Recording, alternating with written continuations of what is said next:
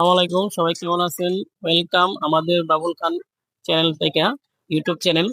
হ্যাঁ, তাহলে আপনার কি সমস্যা? আমার পায়ের সমস্যা, আমার হাতের সমস্যা, আমি হাঁটতে পারি না। পোলা পাইন আসেনি আপনার? না, হ্যাঁ, না বাবা, বিয়ে শাদী করেন নাই আপনি? আমার পোলা বানায় না দেখে আমার বিদায় করে দিতে আরো 30 বছর আগে। কেডা? আমার স্বামী। পরে আপনি আর বিয়ে বইছেন না? না, হ্যাঁ। আমি না, আমি এই জোগাড়ু কাম করছি, এই বিল্ডিং এই রাস্তা, ও, এই জোগাড়ু কাম করে আমি করছি।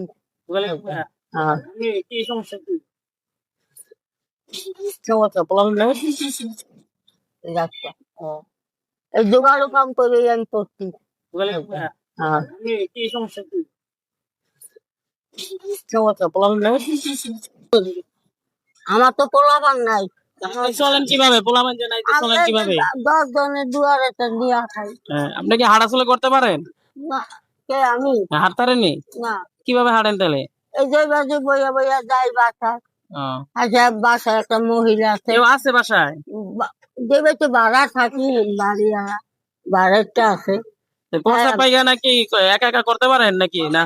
গোসলটা করে যাই, কাপড়টা হালাই থিয়াই, ওই কাপড় ওই আমাদের। দেখছেন কি অবস্থা, মানুষের সাথে কথা না বললে দেখেন তো। আমার আমার তো কেউ নাই যে আমার বউ। কেউ নাই?